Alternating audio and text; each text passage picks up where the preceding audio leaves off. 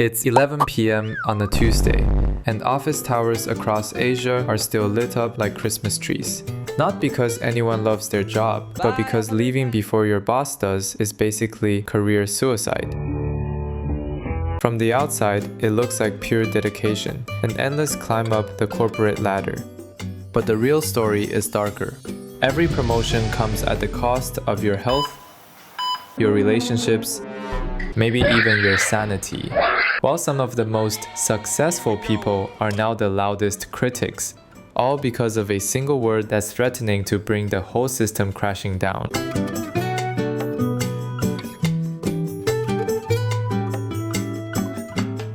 Welcome back to Rice University, where we study subjects they definitely don't teach at Harvard. Today's course, Advanced Corporate Masochism, or as I like to call it, How to Turn Human Suffering into Quarterly Profits. In many Asian offices, productivity isn't about what you actually get done.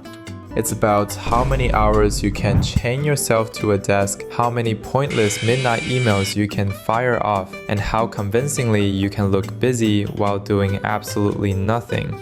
It's less working hard versus working smart, and more live-action cosplay of a dedicated employee. But nobody even wants that role. In Japan, there's a term called nemawashi, laying the groundwork for decisions through informal consensus building. Sounds reasonable, right? But what it really means is that by the time you reach the actual meeting, everything has already been decided in countless pre-meetings, hallway conversations, and after-work drinking sessions. The meeting itself becomes pure theater. But what if you have no work? Simple. You buy some. In parts of Asia, you can literally rent a fake office, desks, Wi-Fi, even other fake employees, so family and friends can see you have a respectable job. You clock in, type nonsense, sip coffee with other career cosplayers, then clock out.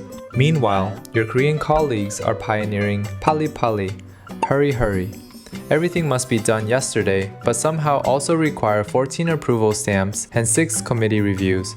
You're sprinting through molasses, achieving maximum stress with minimum efficiency. These cultures that worship efficiency have engineered office systems so inefficient they could make a Soviet bureaucrat stand up and applause. Once you've mastered the art of being productively unproductive, you graduate to the advanced course, suffering as a virtue. In many Asian work cultures, struggle is glorified. Your war stories become currency. I only slept 3 hours last night isn't a complaint, but a badge of honor. While I missed my daughter's birthday for this presentation becomes proof of your commitment. Take China's 996 culture, working 9 a.m. to 9 p.m. 6 days a week. Jack Ma packaged it as an opportunity, while to me, it sounds more like corporate greed. You should be grateful, he said, for the chance to work so hard. This is how he turned labor exploitation into a privilege.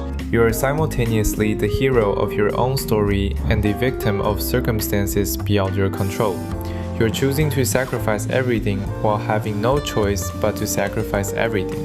And it works, because the alternative is admitting you're trapped in a system designed to extract maximum value while giving minimal returns. Between all the noble suffering and corporate theater, something horrifying is happening. People are working themselves to death, not metaphorically, but literally. Japan has a word for it, Karoshi, which means death by overwork. Between 2011 and 2020, there was a recorded total of 21,724 suicides related to overwork in Japan, an average of 2,172 per year. That's not even including the heart attacks, strokes, and other physical complications. Take Miwasado, a journalist who died in 2013. She died of heart failure after 159 hours of overtime work and only 2 days off.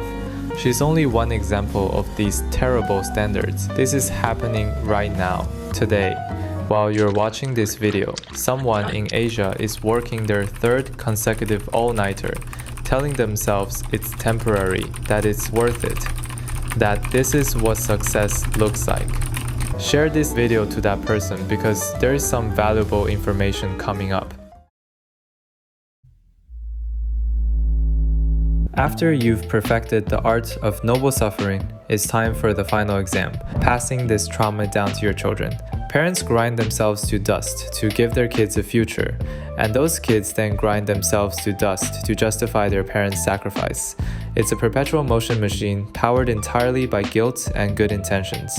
Basically the world's most depressing renewable energy source. The math is horrifying. South Korean students clock about 16 hours of study a day. That's more than most adults work, and it leaves zero time for TikTok dances or Fortnite meltdowns. But the reasoning is crazy because it's all justified as love. We're doing this for you, parents say as they force their 7-year-old into their 5th tutoring session of the day.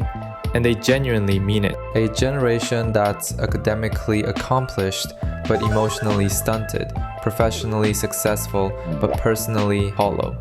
They've learned to optimize everything except happiness. In Singapore, there's a saying, kiasu, the fear of losing out. But it's not about Bitcoin. Every choice becomes a calculation of advantage. Every moment of rest feels like falling behind. Even leisure gets optimized for maximum networking potential. The tragedy isn't that people work too much, it's that they've forgotten why they're working at all. Children grow up thinking love is measured in hours at the office, that presence equals care, that sacrifice equals virtue. Countries with the most extreme work cultures are seeing plummeting birth rates and are doomed in the foreseeable future. We have talked about the downfall of South Korea in another video. You can watch that after this video. But the saddest part is still coming because this culture has figured out how to make even escape feel impossible. Wow, you've climbed the corporate ladder, earned the corner office, and bought that luxury apartment. Your parents are proud, your achievements are measurable, your bank account is healthy. Every metric that matters in Asian work culture, you've won. So why do you feel so empty? Because the system that promised fulfillment through achievement was lying from the beginning. It dangled the carrot of just one more promotion, just one more milestone, while the finish line kept moving further away. The cruel irony is that many of the most successful people in these cultures become its biggest critics. They've played the game perfectly and realized it was rigged from the start, not by malicious design, but by collective delusion. Everyone agreed that this was the path to happiness without stopping to check if anyone had actually found it. The system responds to this rebellion predictably by doubling down. If people are opting out, the solution is to make opting out even more difficult, increasing the social pressure completely. But here's what the corporations and governments don't want you to know. The rebellion is already happening. It's quiet, it's creative, and it's spreading. In China, there's a movement called touching fish. Basically the art of slacking off at work without getting caught. People are hiding in bathroom stalls, faking sick days,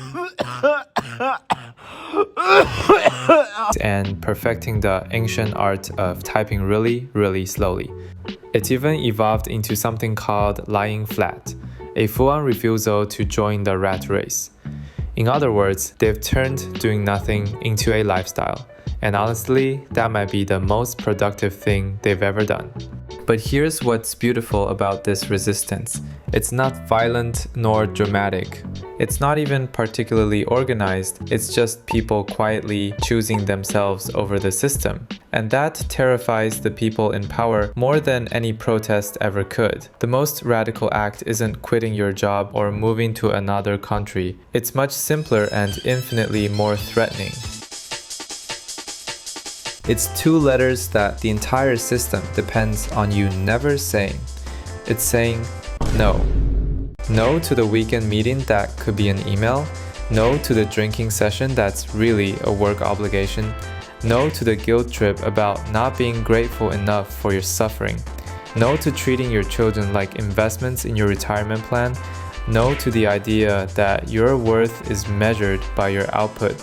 The quiet revolution is happening in small moments. For example, the manager in Seoul who actually leaves at 6 p.m. A parent in Singapore who lets their child fail as something inconsequential, or a young professional in Tokyo who chooses therapy over overtime. These are the cracks in the system which terrify the people who profit from it, because once you realize that saying no is an option, you can never fully surrender to exploitation again.